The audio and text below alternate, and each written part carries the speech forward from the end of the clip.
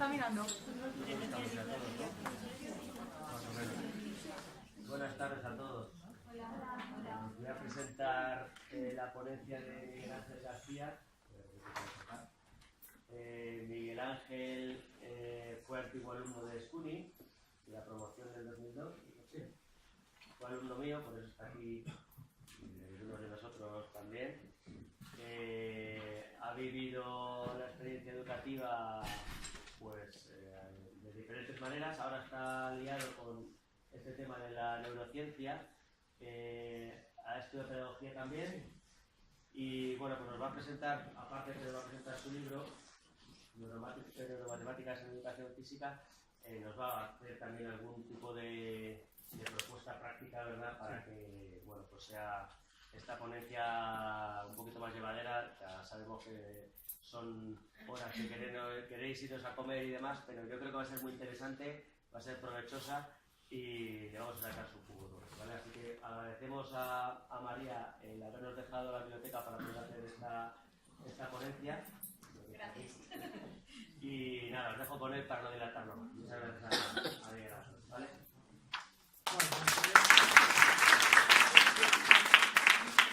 En primer lugar, nada, pues agradecer a la dirección, coordinación, Concha, que ha estado uniendo a todos los profesores, comunicando con vosotros el esfuerzo que ha costado que yo esté aquí.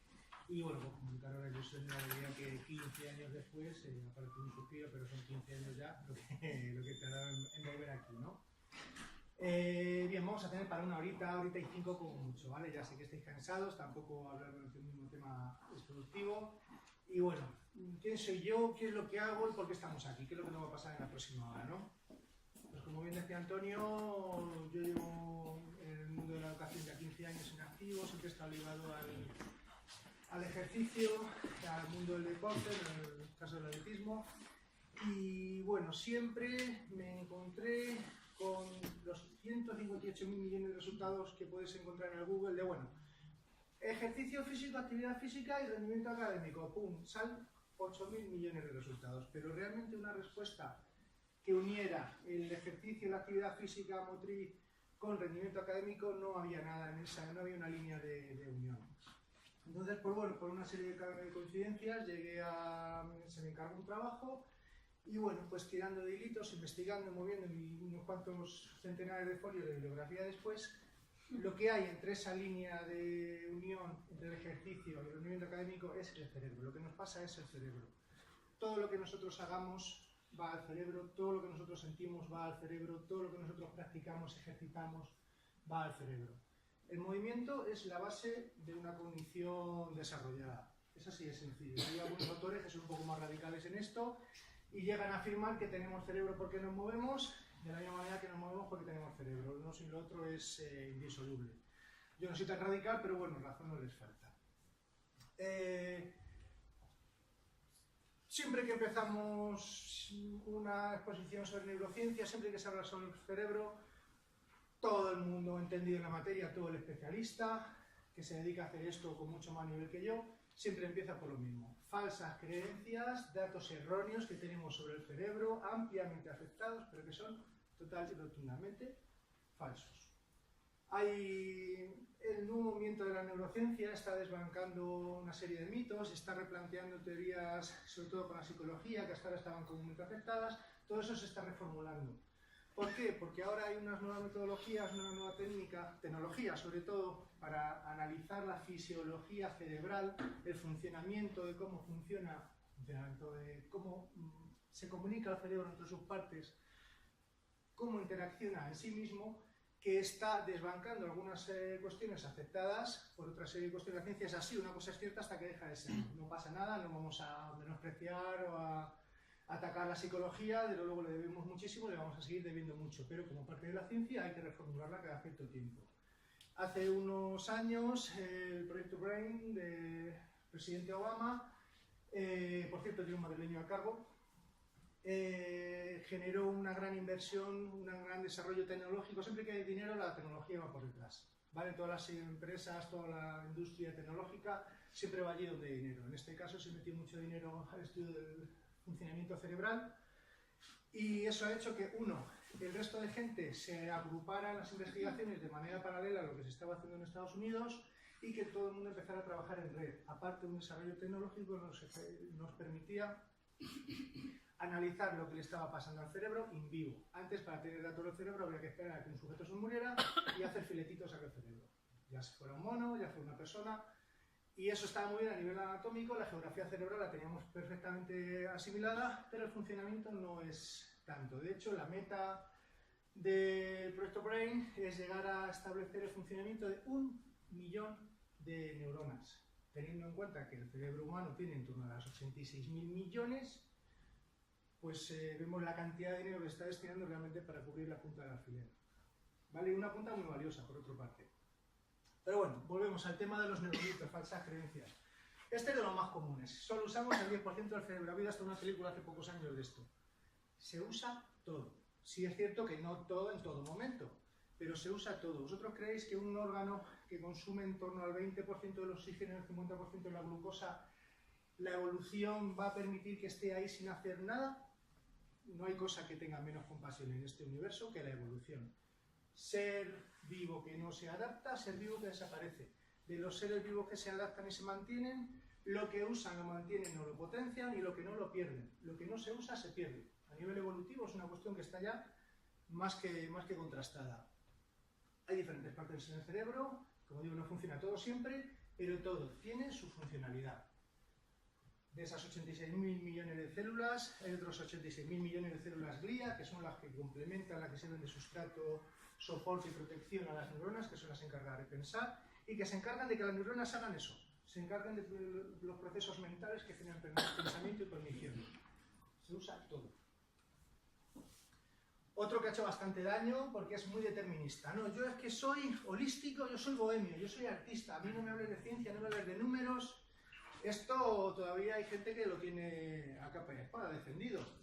Sí es cierto, y es en lo que se han apoyado los defensores de este sistema, que hay una diferencia de procesamiento. Sí es cierto que ante el mismo estímulo, el cerebro izquierdo, el racional, el lineal, que solo vale para ciencias, se ilumina, tiene actividad eléctrica en menos puntos, pero con mayor potencia. Digamos que está más concentrado, ¿no? Y en el lado derecho, en el artístico, el holístico, el que lo ve todo en su conjunto, en su globalidad, sí que hay una estimulación más distribuida, más cantidad de puntos, pero menos potencia por punto, ¿sí? Aquí el problema es que se nos olvida que hay un gran invitado, que es el cuerpo calloso, que media entre los dos hemisferios. Ese cuerpo calloso es un gran servidor, es un centro de conexión, de manera que consigue que los dos hemisferios sean un todo. El cerebro es una unidad funcional, tiene entidad propia, es uno, solo uno, para todo. No todo el cerebro funciona a la vez, como decíamos antes, pero todo tiene conexión con el todo. No hay una parte que esté aislada, no hay una potencialidad distinta. Hay gente que tiene habilidades distintas por lo que sea, por ambiente, por herencia, por aprendizaje, por gusto.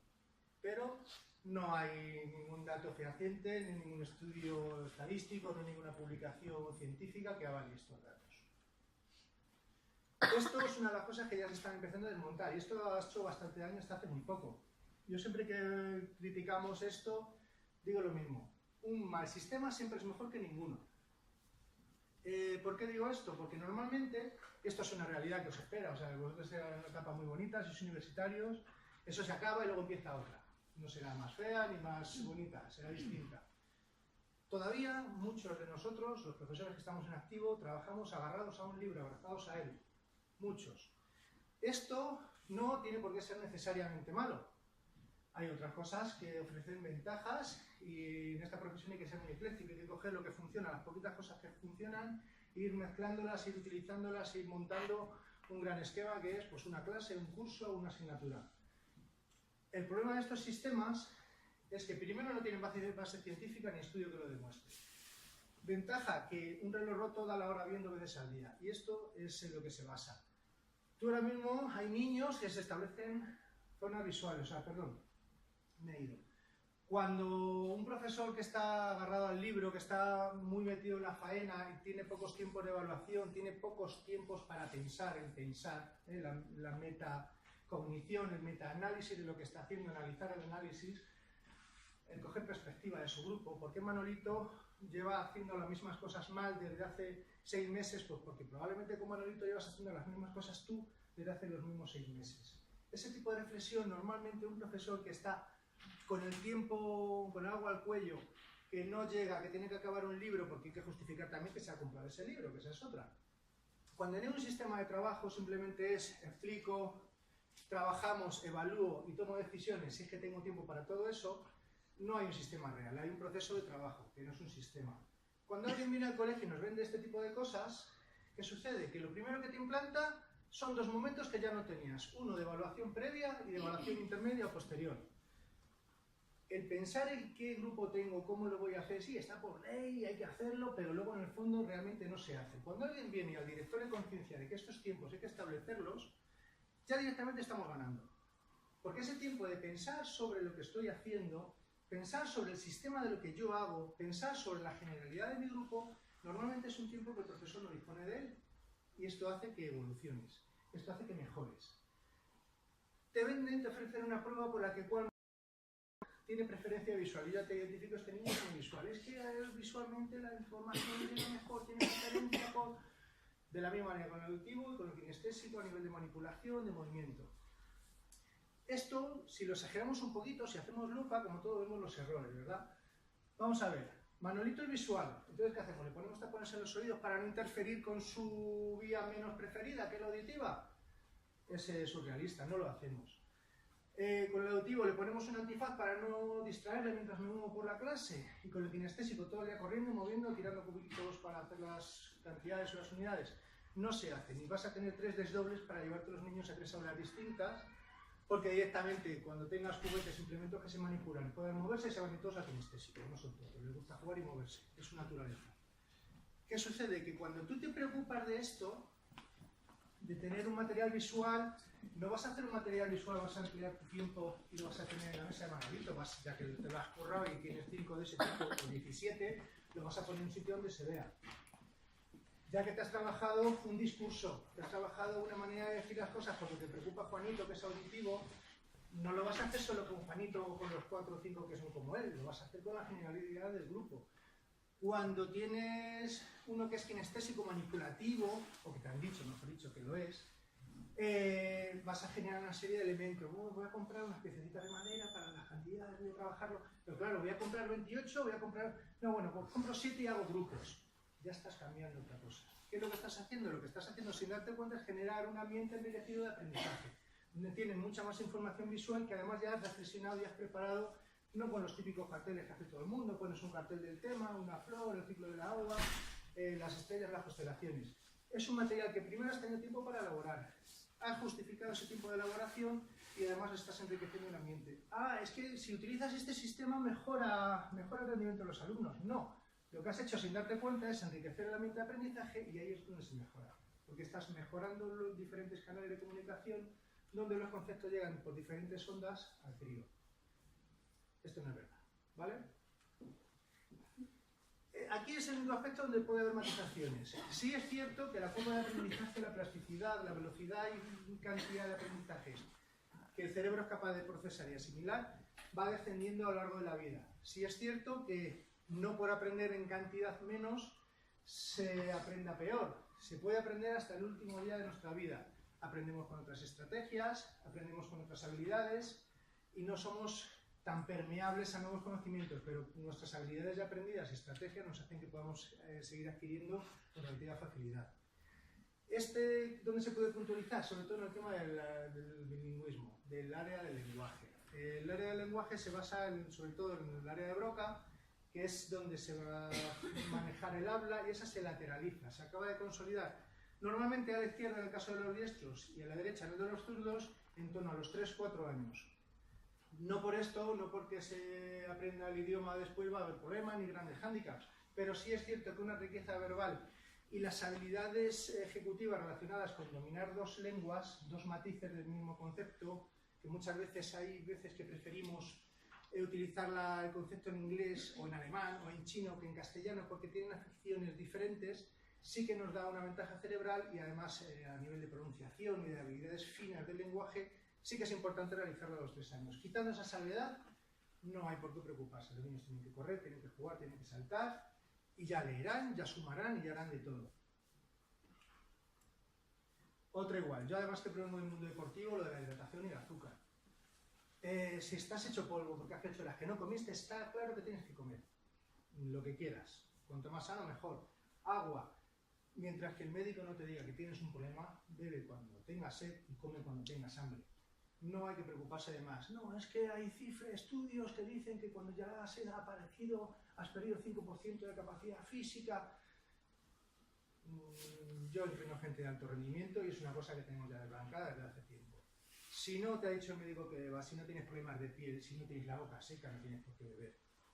Está claro que cuando tienes un mayor desgaste, pues tendrás que beber más, pero eso el cuerpo te lo dice, no sé que hay una patología, no vas a tener ningún problema. Insisto, bebe cuando tengas sed y come cuando tengas hambre, que algunos ni eso deberíamos hacer. Aprender sin esfuerzo. Aprender no cuesta trabajo, todo jugando se puede conseguir. No. El juego es una herramienta importantísima, súper potente, muy útil. Con el juego abrimos la motivación, abrimos los ojos, abrimos los oídos, ponemos en alerta, le damos un toque lúdico y menos punitivo a lo que es el esfuerzo y el trabajo. Pero hay que trabajar, hay que esforzarse y hay que poner paciencia y atención. Este señor que tenemos ahí con su monito es Michael Mercenary. Siempre se le pone como ejemplo para el tema de la atención, la constancia y el esfuerzo. Uno de los años 60, uno de los experimentos de referencia que siempre se utilizan cuando se le nombra, es uno que hizo con los monitos. Diseñó una especie de pianola con 3 teclas y 3 notas musicales asociadas. Entonces, en los diferentes pasos del experimento, pues inicialmente midió la actividad eléctrica de los cerebros de los monos y a las pocas semanas, cuando iban ya tocando las teclitas, se vio que había una activación eléctrica, un aumento del potencial en las zonas cerebrales asociadas al control de esos dedos. Posteriormente se pasó a darles secuencias de notas sencillas para que ellos las imitaran. Y con el tiempo se vio que esa potencia, aparte de aumentarse, se redistribuía. Probablemente hoy, con los métodos de análisis que tenemos, veríamos que se iba a la zona del control de ritmo, de las notas musicales y probablemente del lenguaje. Porque si el mundo es capaz de entender e interiorizar unas notas musicales, que en el fondo es un lenguaje, y es capaz de reproducirlo, está, digamos, dando respuestas y está utilizando zonas del cerebro muy distintas a las motrices relacionadas con los deditos de la mano. Pero en los años 60... lo que les sirvió es para comprobar que el monito se iba recibiendo el zumo, se iba recibiendo el premio, tras escalón del experimento, va aprendiendo y va teniendo su refuerzo positivo. De manera paralela hizo el mismo ejercicio con compañeros de camada de los monos, o sea, técnicamente iguales, en capacidades y potencialidad intelectual, y la diferencia es que el premio, el zumito, lo podían beber a discreción. Resultado, la activación fue mínima, los aprendizajes fueron ningunos. Además, por la dinámica cerebral, si no repasamos una y otra vez, si no repetimos, si no volvemos al concepto, no se acaba de establecer una conexión neuronal madura. ¿Esto qué quiere decir? Que tenemos que repetir el trabajo de los conceptos, no tenemos que repetir las tareas, no tenemos que ser repetitivos, machacones, aburridos. ¿Vale? Se puede trabajar la misma acción jugando, cantando, saltando, haciéndolo manipulativo, haciéndolo con un lápiz y un papel y haciéndolo de manera oral. Trabajar los mismos conceptos desde diferentes vías de entrada. ¿Sí? Otro, el número de neuronas es limitado y el cerebro es inmutable. Bueno, antes hablaba de las 86.000 millones de neuronas y las células glia asociadas. Las células glia es un elemento muy interesante, hasta hace poco no demasiado bien conocido. Es el sistema de soporte que tiene el cerebro para mantener funcionando a las neuronas. Ellas pueden realizar funciones tan distintas como la protección frente a infecciones, el soporte vital en cuanto al transporte de nutrientes, neurotransmisores, digamos, hacen la intendencia de todo lo que es el trabajo de la neurona. Hay algunos tipos incluso que pueden mutar y convertirse en neuronas, generan nuevas neuronas para reparar daños, para mejorar conexiones, para dar potencialidad al cerebro. Y además es inmutable.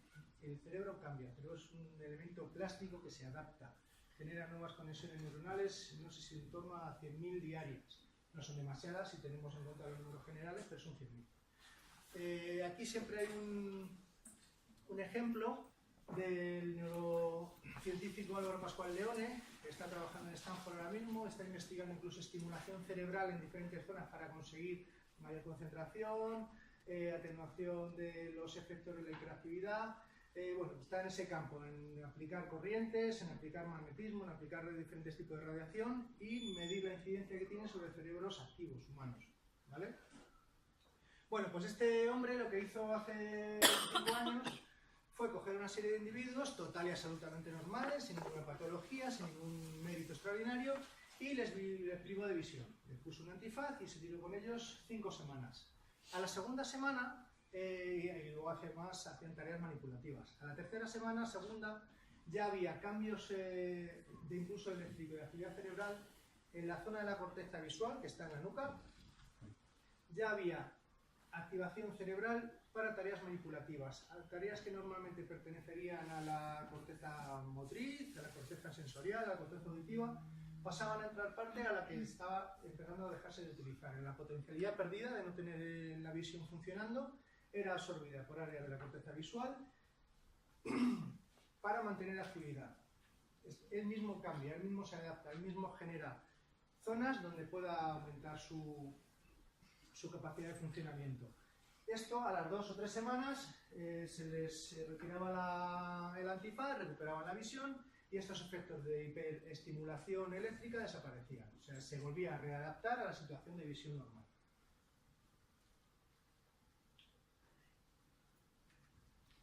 Bueno, pues ya hemos visto cosas que son mentiras sobre el cerebro, cosas que nos tenemos que quitar ya de encima. Hay más, pero bueno, las más comunes y habituales son estas. Vamos a hacer un pequeño repasito sobre lo que sí es verdad, sobre las cosas que sí que pasan en el cerebro, muy superficial. Y luego ya pasaremos a la parte práctica, ¿no? Que es lo que supongo que más nos interesa a todos. El cerebro, como decía al principio, es una grandísima y compleja entidad funcional. Tiene muchísimas capas, tiene muchísimas partes que realizan funciones específicas, diferenciadas del resto, que por muy distintas que sean, siempre tienen relación. Es muy difícil que una parte del cerebro trabaje sola. Nosotros podemos pensar en el concepto silla, y yo tengo silla, 4 patas, un color, un nombre, una fonación, y además sirve para sentarme o subirme o hacer lo que sea con ella. Siempre hay diferentes zonas que van a estar asociadas a conceptos. Un concepto no es unidimensional.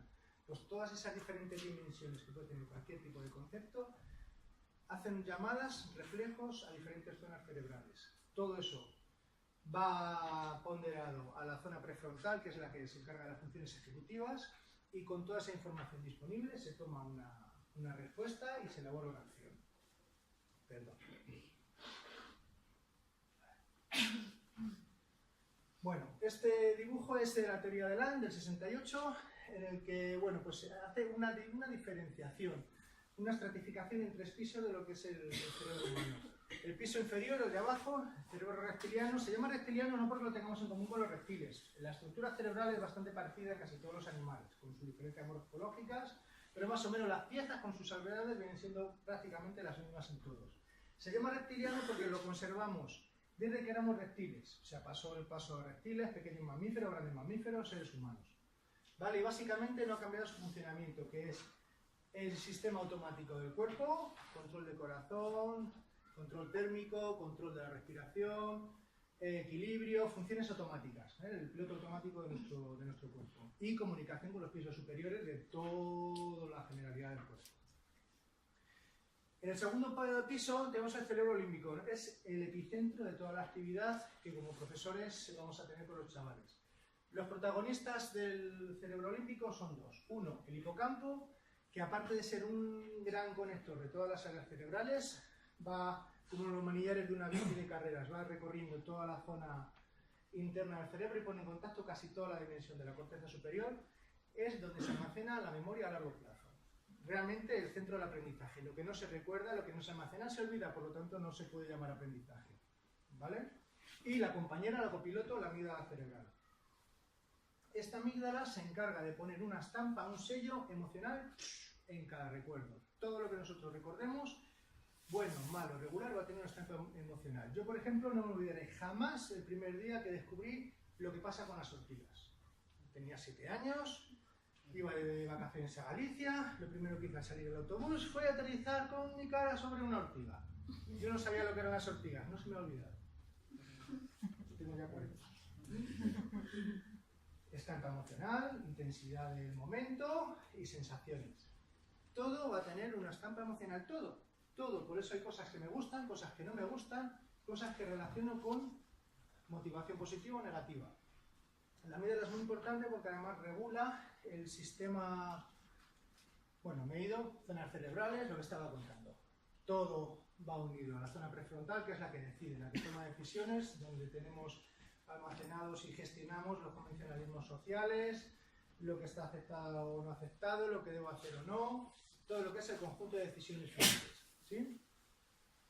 El sistema dopaminérgico, serotoninérgico. Hay infinidad de neurotransmisores y esto se puede complicar muchísimo más, pero bueno, por hacer una síntesis de lo que a nosotros más nos interesa, tenemos como elemento principal la dopamina y como complemento la serotonina. La dopamina es el agente motivador, el que busca algo. Cuando yo voy andando y tengo una chinita en el zapato, yo noto el dolor y tengo una motivación, tengo unas ganas de quitarme la chinita ya. Yo ahí tengo la dopamina a tope. Tío, esa china afuera que nos va a hacer un agujero. Ya. ¿Qué es lo que busco? Busco la satisfacción de quitarme la chinita. Cuando yo tengo esa chinita, lo que hace es que hay una descarga al torrente sanguíneo de dopamina, de serotonina, y encuentro un equilibrio. En ese equilibrio es donde está la satisfacción, la tranquilidad, el interés mantenido. Todo eso va funcionando. Cuando yo quiero algo, cuando yo me motivo a algo, cuando hay una activación cerebral, descargo dopamina. Esa dopamina va a producir que se desemboque al torrente noradrenalina, norepinefrina, que sirven para los estados de alerta y atencionales. Activan como un arbolito de Navidad todos los puntos de actividad cerebral. Cuando aburrimos también motivamos, pero motivamos para que se vayan.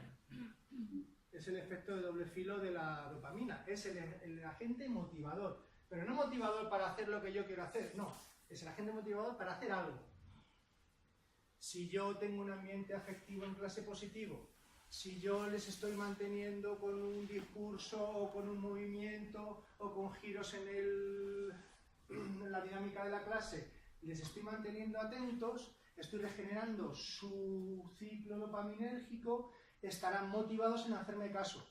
Si yo les estoy machacando con la tabla del 7 durante media hora, al minuto 7 ya están motivadísimos, pero por salir corriendo, motivados por cambiar el cromo de fútbol con el de al lado, motivados por saber qué partido ponen esta tarde, pero ya tengo 23 minutos perdidos del resto de la tabla del 7, porque están motivados en otro punto. Sí, ya la serotonina ni la esperan, o si la esperan es a base de eso, el cromo, pues mira, menos mal, ya me he quitado de esto, ¿entendéis? Bien, como final, el cerebro es un órgano plástico, cambia, muta, tiene capacidad de regeneración, no tanta como para vencer lesiones graves, pero sí tiene capacidad de regeneración. Necesita esfuerzo, constancia y atención. Hay en internet, es una cosa maravillosa, hay unos vídeos, si queréis esta tarde buscarlo, de cómo dos dendritas se buscan por la estimulación eléctrica, se juntan y se unen. Cuando nosotros hay un concepto, un aprendizaje significativo, recordáis, lo habéis estudiado, lo estudiaréis, ¿verdad? Decía más o menos que el aprendizaje significativo es cuando se le proporciona al alumno un aprendizaje que encaja con lo ya establecido, con lo que ya posee, y cuando eso ya ha encajado es un todo diferente, ¿verdad? Pues eso es la fisiología cerebral. Todo conocimiento es un entramado, una circuitería cerebral. Cada vez que nosotros entramos en eso de la zona de desarrollo próximo, también lo habéis estudiado, lo estudiaréis, ¿sí? Cuando yo estoy me muevo en esa zona de desarrollo próximo es cuando estoy en esa zona sensible de las dendritas, cuando estoy tan cerca de las neuronas que ellas solas son capaces de unir las piezas del puzzle y se buscan, y además se ven en esos vídeos a velocidad acelerada, se buscan y se encuentran y se conectan. Eso es la zona de desarrollo próximo, eso es el aprendizaje significativo, porque ese cerebro cuando ya se ha unido, cuando hay 2 millones de neuronas que antes no estaban unidas, ya es un cerebro distinto. Cuando nosotros le damos un aprendizaje a un niño, cuando nosotros aprendemos, estamos haciendo cambios en nuestra fisiología cerebral. Esto se dice rápido, pero es muy importante, porque nuestro cerebro ya nunca va a ser el mismo, será un 0,0001% distinto. Pero bueno, unos cuantos de esos a lo mejor llegamos al 1, ¿sí? Y esto, si no se le da esfuerzo, no se le da constancia, lo que no se aprende bien se olvida, lo que no se estudia bien se olvida, lo que es para hoy y para mañana lo dejo, se olvida, se pierde. Esas uniones fisiológicas, esas dendritas que se buscan y se encuentran, si siguen unidas, Esas células glia de las que hablábamos antes se encargan de darle vueltas a eso, lo envuelven de mielina, lo establecen y lo dejan así para siempre. Y es un conocimiento que no se va a olvidar porque ya está establecido, está fijado a nivel físico, a nivel estructural.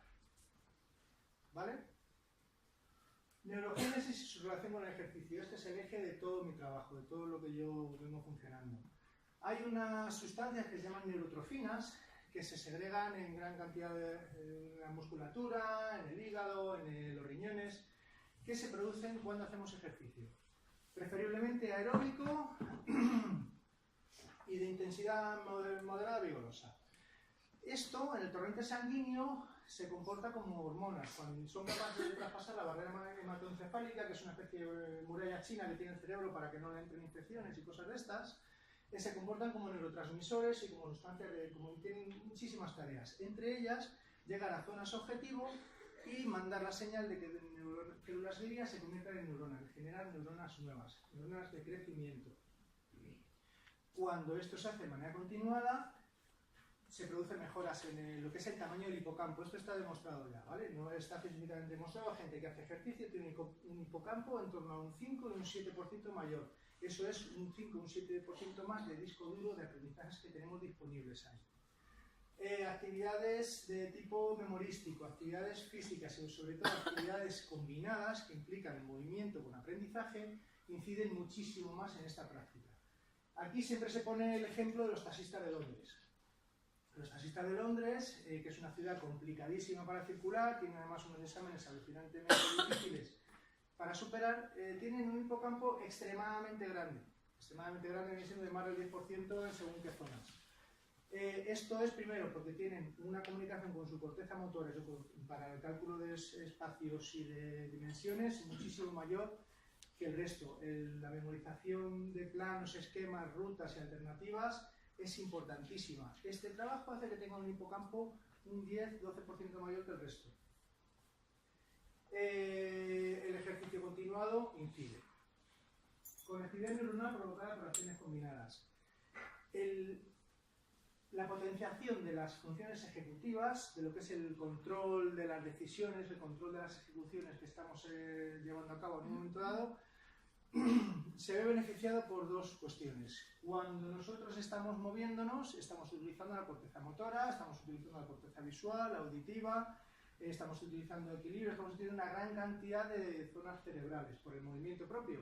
Si además somos capaces de integrar conceptos diferentes, de lenguaje, de mates, de geografía, cualquier cosa que se nos ocurra combinar, ya estamos haciendo una llamada más a un área cerebral. Estamos poniendo en contacto dos zonas cerebrales. ¿Qué pasaba con esas dendritas que eléctricamente se buscan y se encuentran? Pues que si yo estoy poniendo en contacto la corteza cerebral, estoy produciendo movimiento, con lo cual estoy potenciando que mi memoria mejore. Y además estoy poniendo en juego habilidades distintas de zonas cerebrales distintas, estoy mejorando la capacidad cognitiva. En este sentido, estamos mejorando el tejido cerebral, estamos engrosando la corteza gris. La sustancia gris, que es la corteza cerebral, está demostrado no hace demasiado tiempo que correlaciona con el cociente intelectual, es decir, a más corteza, más cociente intelectual. En la corteza cerebral básicamente hay dos cosas, neuronas y tejido conectivo. Sobre las neuronas podemos tener un cierto impacto, pero limitado, ya lo hemos dicho, con el ejercicio, con entrenamiento, con trabajo intelectual. Pero lo que sí que es más ilimitado y más fácil de reproducir es el tejido conectivo, el asociar. Asociar distintos conceptos, al asociar distintas partes de la corteza cerebral gracias al movimiento, al ejercicio y a actividades combinadas, que tengan que estar constantemente llamándose de un lado a otro. Eso engrosa la corteza cerebral porque produce nuevas conexiones, esas sí que son mucho más rápidas e inmediatas y además sirven para muchísimas más actividades. Todo eso hace que engrosemos la corteza cerebral y mejoremos el cociente intelectual. Bien. Pues ya vamos a la parte práctica, ¿vale? En la parte práctica vamos a ver, os voy a contar nada, 3 cositas sobre mi libro y sobre la aplicación experimental que realicé el año pasado en el colegio donde trabajo. Mi libro lo que cuento es más o menos lo que os he contado ahora, ¿vale? Un poquito más desarrollado, tampoco demasiado, pues la influencia que tiene el ejercicio, el desarrollo cerebral y la mejora que podemos conseguir con todo ello de manera combinada. Básicamente hice un copia-pega de eso, porque para eso es mío, lo cojo y lo pego, y lo bajé a la realidad de mi colegio. Lo bajé a la realidad de mi colegio con propuestas básicas, sencillas, dentro de lo que son currículos ordinarios, tanto de educación física como de matemáticas, sin salirme de la ley y todo para poderlo hacer aplicable. ¿Verdad? El problema que tienen los colegios es que tienen que hacer cosas dentro de la ley. Bien, ¿cómo empecé yo esto? ¿Cómo empezó a funcionar? Pues en primer lugar hice un metaanálisis. Un metaanálisis es el análisis de mucha gente. La bibliografía que pude emplear aquí fue brutal. Fueron 9 meses de trabajo para lo que es el libro, y luego el otro fue rápidamente porque era un copia-pega. Me basé en 2 líneas de investigación. Estudios que relacionaban actividad física y rendimiento académico y todo lo que tenía que decir sobre ello la neurociencia, neurodidáctica, neuroeducación. Bien, pues 2 hallazgos fundamentales que pude tener fueron 2. Uno, que ningún colegio con el máximo de 1 hora diaria de educación física, nosotros estamos en 2, 1 diaria, nunca jamás tuvieron un resultado negativo. Tuvieron desde 0 a no tener impacto o no ser relevante a diferentes niveles de mejoría en rendimiento académico. Pero ningún colegio que dijo, bueno, pues el horario es limitado, el problema que tenemos en ese momento es decidir qué dejo de dar. 1 hora de mates, 1 hora de lengua, 1 hora de plástica, 1 hora de música, porque más horas me puedo meter. Entonces, ¿esto cómo lo hacemos de verdad? Pues hay que decidirse quitar 1 hora de algo y darla de juego. Los padres también están ahí, ¿no? Pero bueno, ¿va a dejar ustedes las matemáticas para que los niños jueguen en el parque o para que hagan este tipo de cosas? Cada centro lo tiene que gestionar. Pero lo que pude encontrar en muchísima bibliografía, en medio mundo, es que ningún colegio que ha dedicado 1 hora diaria a que los chicos tengan actividad física ha perdido notas. Ninguno, 0, lo puedo decir rotundamente.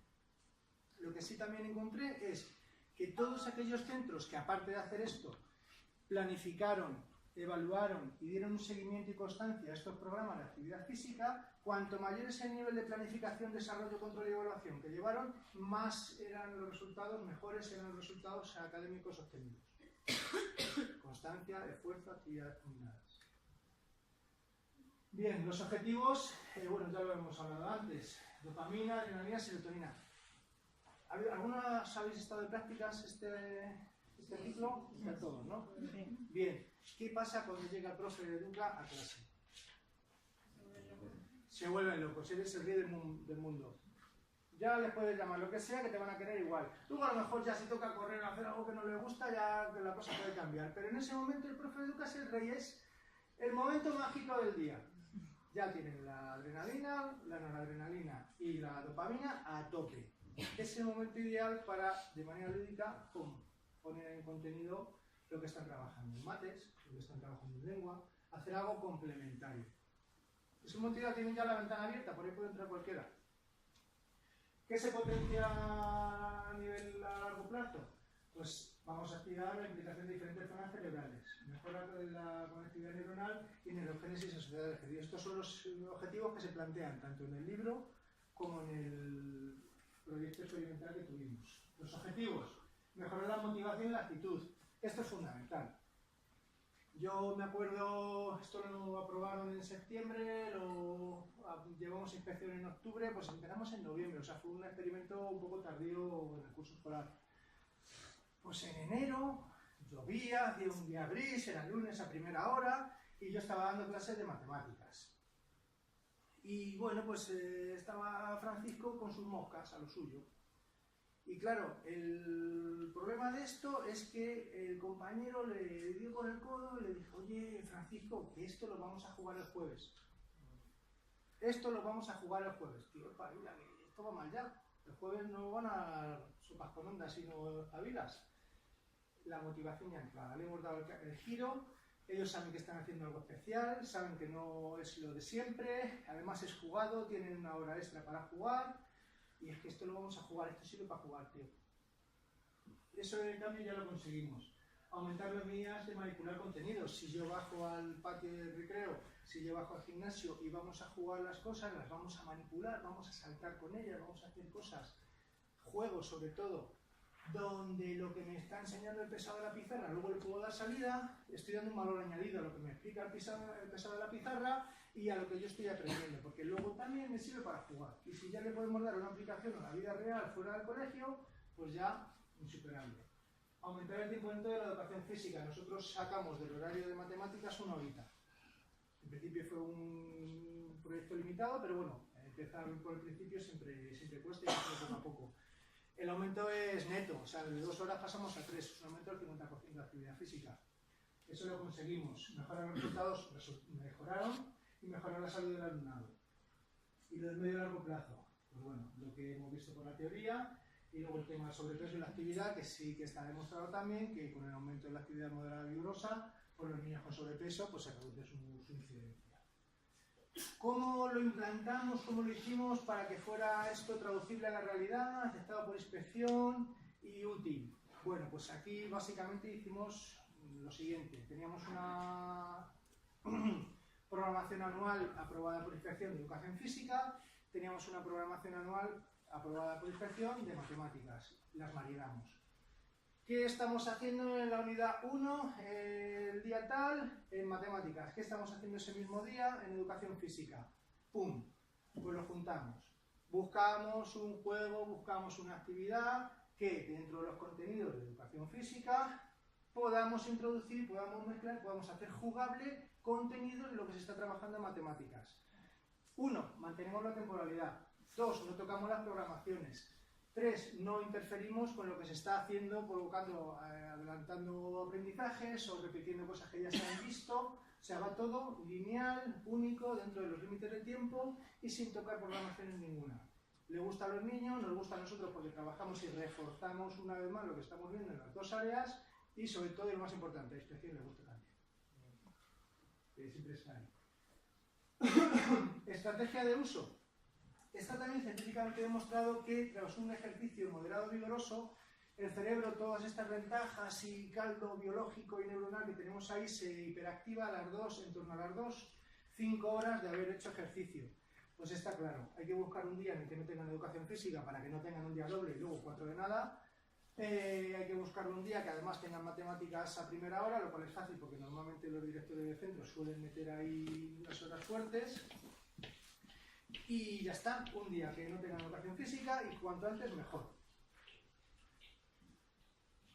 Bien, este tipo de actividad, que es un trote aeróbico con puntos de paso y demás, es uno de mis favoritos. ¿Por qué? Porque de la misma manera que todo el mundo recomienda el trabajo aeróbico de intensidad moderada y demás, yo en mi práctica personal tengo constatado que si a los niños le dices 2 vueltas, o 3 o 7, hay algunos que te las hacen en 35 segundos, otros que no las hacen y otros que las hacen en 7 minutos. Con lo cual, ni es calentamiento, ni es aeróbico, ni es nada, porque tienes toda la clase desmontada ya del minuto 0. Mi práctica, que además es la más indicada en estos casos, vamos a correr 2 minutos. Ya está. ¿Qué hace que entre en juego esto? Pues primero, autorregulación. Tú tienes que hacer uso de tu capacidad propioceptiva, te tienes que ir mirando. Esto es un aprendizaje. El primer día lo van a hacer mal, el segundo día lo van a hacer mal, el quinto día lo harán regular y a lo mejor a mediados de febrero empiezan a trabajarlo bien. Sí, sobre todo los pequeños, los más mayores es más fácil. Autorregulación. Segundo, puntos de paso o obstáculos, trabajo perceptivo. Yo estoy corriendo, me estoy fijando, me estoy moviendo, estoy saltando, a la vez que me controlo. 2 minutos los pequeñitos, 3, 4, 5, 7, 8, 10 los mayores. Estamos trabajando en diferentes zonas cerebrales. Percepción, movimiento, visión, oído, ritmo, tiempo, es fácil. Hay otra variante de esta que a mí también me gusta y es simplemente sin obstáculos, pero podéis jugar a piedra, papel o tijera, podéis ir cantando, podéis correr, podéis trabajar haciendo otra cosa. Me da igual lo que sea. Estoy jugando a piedra, papel o tijera, pues yo ya estoy controlando el tiempo, controlando la canción, pensando estratégicamente a ver qué ha sacado, qué puede sacar, mirando de reojillo para no montarme con el de adelante, a la vez que también estoy controlando que no me ahogue porque estoy corriendo. ¿Sí? Diferentes zonas cerebrales trabajando en el mismo producto. Control ejecutivo. 2, 3, 4, 7 cosas a la vez. Mejora la capacidad intelectual, mejora con todo en la misma línea. Estos peques son de infantil, ¿vale? El juego es, como habéis oído, se le da una voz de salida, que es una operación matemática, tiene que resolver la que va a quitar en toda pastilla, y poner las pelotas o quitar las que procedan. En este caso, el resultado de 2 y 1 eran 3, pues bueno, si hay 4 pelotas, tendré que sacar una. Estamos trabajando la suma y la resta, en tiempo real, corro, miro, pienso y vuelvo. Todo eso a la vez. Estamos trabajando en lo que se está haciendo en mates con un lápiz y un papel, que se pueden hacer 87 en una hora. Y aquí estamos haciendo no tantas, pero lo estamos haciendo de otra manera. Estamos manipulando, estamos tocando, ojo-mano, ojo-pie, carrera, desplazamiento, ritmo, cálculo mental, a la vez que corro.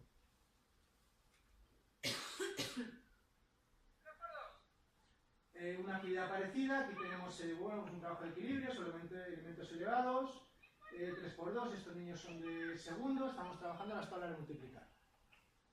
Igual. Se puede adaptar. Una ventaja que tiene la educación física es que el mismo juego, la misma actividad, lo puedes, no hay muy pocas actividades que sean exclusivas de un aspecto concreto.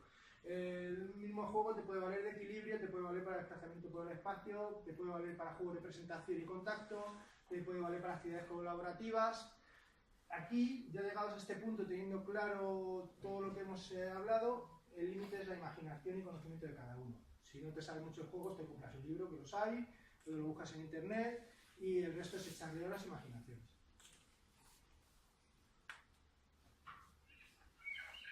Bueno, aquí están haciendo la actividad, esa misma actividad, pero veis que son sacos diferentes. Aquí tienen que coger una papeleta con un número, subirse a un elemento elevado, es un trabajo de equilibrio con ordenación de números, de mayor a menor. Los peques son cifras son números de una cifra. 1, 7, 9. Esta no es un ejemplo facilito, deberían haber más niños o un elemento de equilibrio más pequeño. Y el mismo ejercicio para niños de segundo con número de 3 cifras. ¿Vale? Se puede adaptar todo gradual. Dificultad física, dificultad conceptual. Una sesión de expresión corporal y fracciones. La cuarta parte de 16. Cada equipo tiene que dar la respuesta formando el número con sus cuerpos.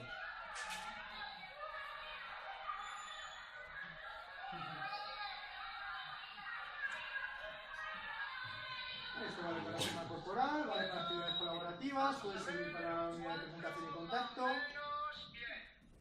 ver este 4. Bueno. A ver este 4. Un 4. Bueno, puede valer. Y este 4. Fenomenal.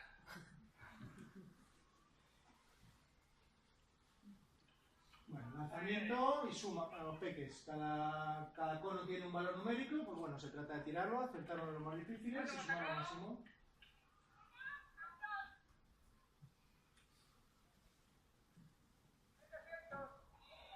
Esto es el trabajo final de una unidad de giros, ya más o menos había tenido dar volteretas hacia adelante y hacia detrás.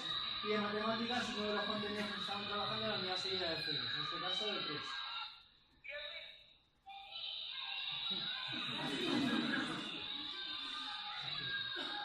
Pero bueno, es un juego de español de toda la vida, adaptado con giros y unidades, o sea, es un mix.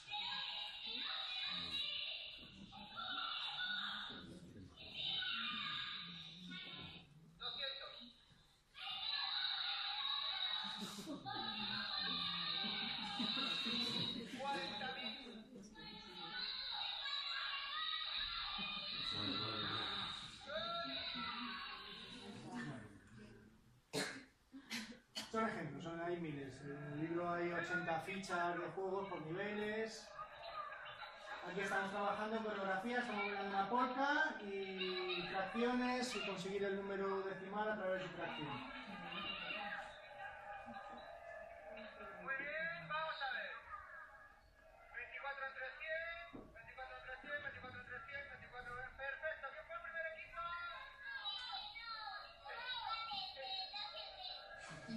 Pues empate entre el 2 y el 3, 2 puntos cada uno y los demás un punto por hacerlo bien. Muy bien. Esto es importante. Una estrategia que yo uso con ellos es que siempre, si tú haces el trabajo conceptual bien, tienes el punto asegurado. Si luego además vas y lo haces el primero, pues te ganarás el segundo. ¿Vale? Pero el hacer el trabajo bien hecho te garantiza un punto. Si no, nada. Esto que los obliga a replantearse, no correr a lo loco y primero la tarea y luego ya el ganar. A nivel actitudinal a mí me gusta, me parece positivo, pero a nivel de aprendizaje es valiosísimo, porque si yo lo hago de cualquier manera, llego primero y se acaba el chimpón, pues ya está, no. Si llegas el primero y está mal, tienes un 0. Asegúrate, hazlo bien, piensa antes de actuar y ganas tus puntos.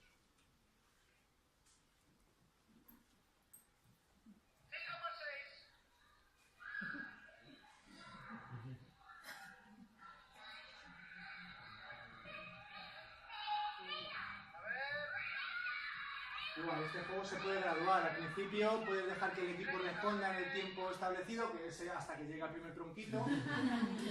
Puedes hacer que no se mueva el sonido de una mosca y que solo responda al que le toca. Cuando ya van teniendo más dominio sobre las tablas, lo puedes graduar. Aquí ya el truco es el conocimiento del grupo y la imaginación que tú tengas a la hora de establecer los juegos y las actividades. Todo este tipo de actividades combinadas, todo este tipo de ejercicio físico dirigido y combinado, hay infinidad de bibliografía, hay infinidad de resultados científicos que lo apoyan. Realmente la innovación, el granito de arena que se aporta aquí, ¿cuál es?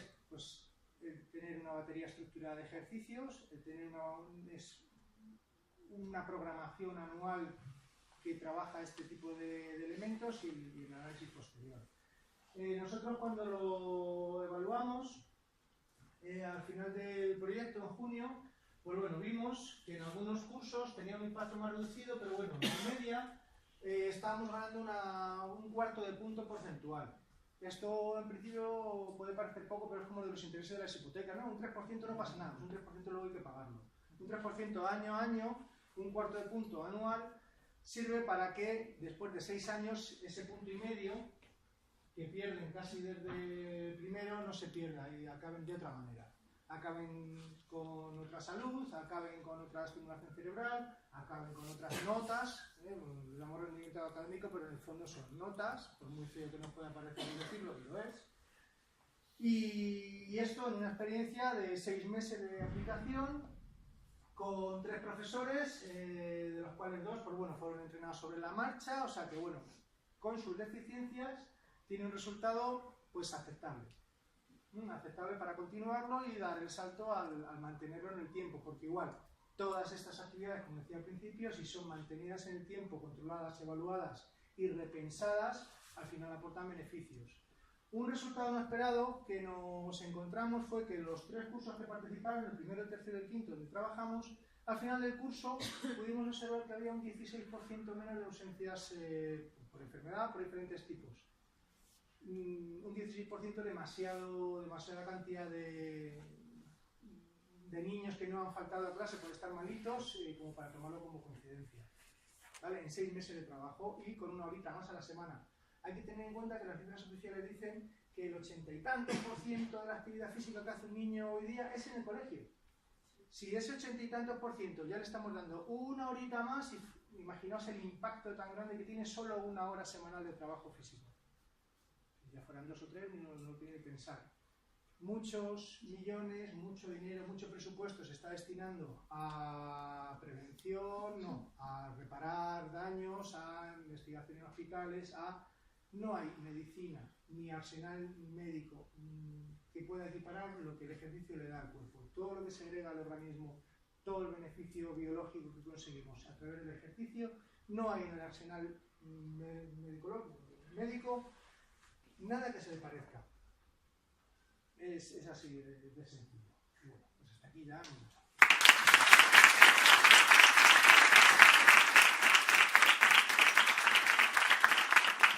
¿Queréis hacer alguna pregunta? ¿Algo que os haya llamado la atención? ¿Queréis salir corriendo para comer? ¿Alguien tiene alguna pregunta? A ver, yo os he contado más o menos en lo que estoy trabajando, en lo que estoy centrado. Este fue mi primer libro el año pasado, a raíz de él, de la aplicación práctica del mismo en el colegio. Me llamaba el FENI. El FENI es la sección de I+D+I del Ministerio de Educación y Ciencia. Y bueno, cuando tengan esa segunda ley educativa que pretenden sacar y además hay una parte específica de educación física y tal, irá añadido a eso una segunda publicación que se me pidió en este sentido, unas unidades didácticas de neuromotricidad y aprendizaje, O sea que esto de la neurociencia viene para quedarse y además está ya en el calendario oficial. No sé ni cómo ni cuándo, porque eso ya depende de los ministerios, pero bueno, este trabajo es el que llevo haciendo, el que sigo haciendo, y bueno, pues el que me está dando alegrías y bueno, oportunidades como esta estar aquí con todos vosotros. Muchas gracias. A vosotros.